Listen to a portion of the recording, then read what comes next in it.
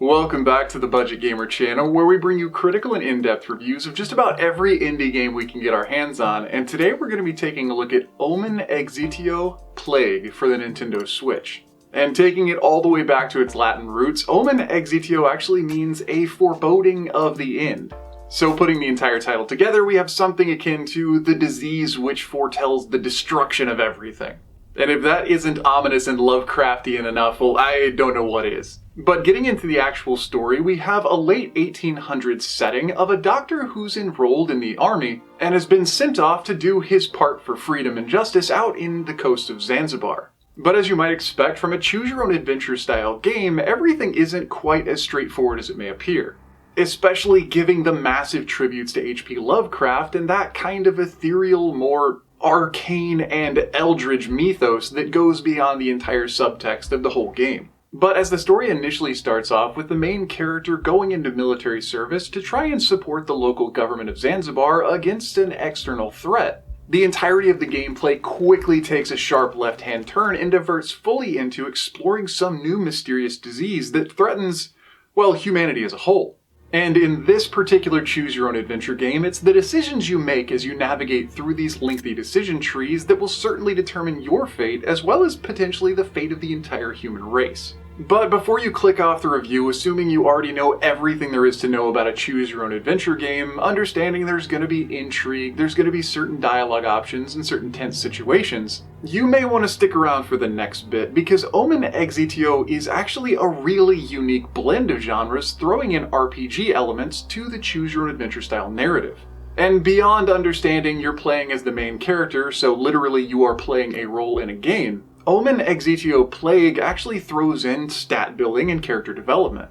Initially upon starting the game, we're thrown into some very quick military training to prep for the oncoming civil uprising. And so before you're launched into full-on combat, you'll have several different interactions to navigate through a few different options, each of which will start assigning certain skill points, whether they're to your strength, your agility, your observation, or what have you. And as the story continues to progress, depending on what decisions you make in certain interactions, you'll start to gain experience points. These experience points you can also levy into these certain character attribute areas, and depending on which character skills you choose to invest in or which ones you choose to avoid, you'll be able to pass or maybe even fail certain skill checks that come up in certain pivotal moments in the game. So while you might actually be able to tell which one is the correct dialogue option to move forward in a certain scenario, if you don't have the skills as a medic to save someone's life, or you don't have the skills in speechcraft to actually negotiate your way out of a pinch, you probably won't be able to.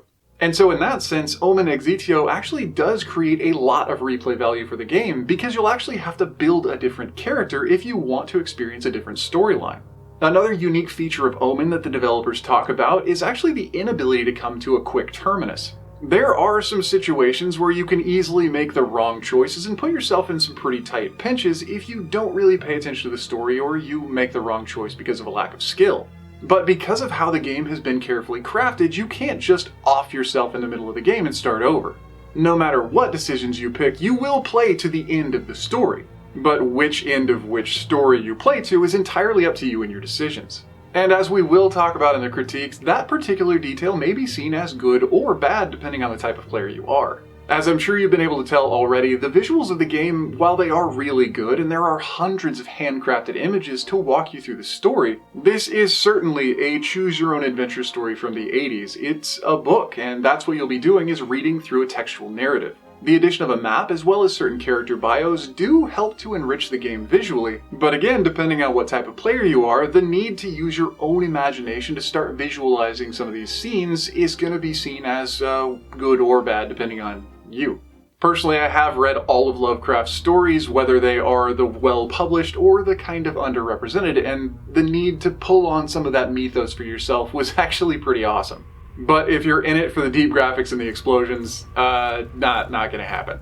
The soundtrack of the game also is incredibly fitting. It's deep and surrealistic and does really well to keep this mysterious, ominous, perilous vibe. So probably not something you'd want to have on repeat on your iPod. But as far as the game goes, excellent for the scenes and scenarios. But moving on and getting into the game's critiques, there are a couple of points to note. One is that this game is essentially reading a book. And if that's not for you, if you're not a big reader, yeah, I mean, you may enjoy it, but it might not be, as super fun as a great platformer. But the next one is the fact that you can't have an early terminus in the game. No matter which decisions you make, you really won't be able to just die. And while that does mean that no matter what type of player you are and which decisions you make, whether right or wrong, you'll have a 4 to 6 hour gameplay. But the other side of the coin is, for some people, it might seem to make the game feel a little bit more cheap. No matter which decisions you make, you're not putting yourself in mortal jeopardy, so you can just go out and gallivant your way around and make whatever decisions you want. And while some gamers may actually make those conjectures about the game, you have to realize this is a multiple ending choose your own adventure, so yes, while you can make negative decisions and find your way all the way to the end of the game, that is certainly not going to get you to any sort of a good ending. Overall though, looking back at my time with Omen Exitio Plague, it was a great experience. It was dense, it was rich, and it threw you from one situation to the other, much in the style of Lovecraft's writing. There's not a lot of closure for individual scenes and scenarios because, well, in all honesty, they're used as plot points.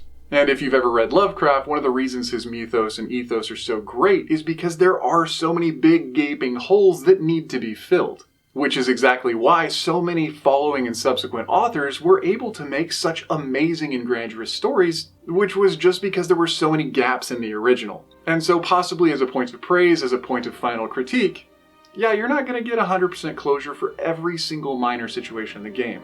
But anyway, that does about wrap up the review of Omen Exitio Plague for the Nintendo Switch. So if you enjoyed the review, or especially if you found it helpful, if this is yet another title that you hadn't heard of before, feel free to give me a comment or throw me a like to show your support. And don't forget to click that little bell icon when you subscribe to stay updated with the latest content. We've got a couple of reviews coming out every single week of all these indies nobody's ever heard of.